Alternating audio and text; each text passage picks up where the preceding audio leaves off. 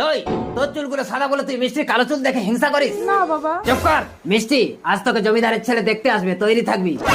সত্যি বাবা? বাবা আমার বিয়ে দেবে না? এই তুই মরতে পারিস না, তোর এই সাদা চুল দেখে কেউ তোকে বিয়ে করতে চায় না, আরো লোকে হাসাহাসি করে। এই দিদি তুই না অমঙ্গল, আজ আমাকে দেখতে আসবে, এই শুভ দিনে তুই বাড়িতে থাকিস না, যা বেরিয়ে যা, যা যা।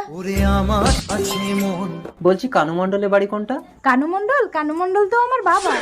তার মানে আমি তোমাকে দেখতে এসেছি? না। আহা লজ্জা পাচ্ছ কেন? আমি সুফল, তোমাকে আমার ভীষণ ভালো লেগেছে, বিশেষ করে তোমার বিদেশি হেয়ার কালার। আরে তোমার নামটা বলে যাও। দই গো বাবু, দই।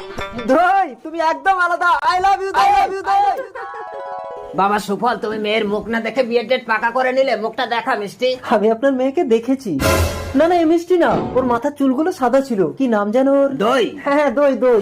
ওকে আমার ভীষণ ভালো লেগেছে। ও তো আমার বড় মেয়ে। হ্যাঁ, ওকে বিয়ে করবো। আসি আঙ্কেল। ঠিক আছে, 28 তারিখ তাহলে দইয়ের সাথেই তোমার বিয়ে হবে।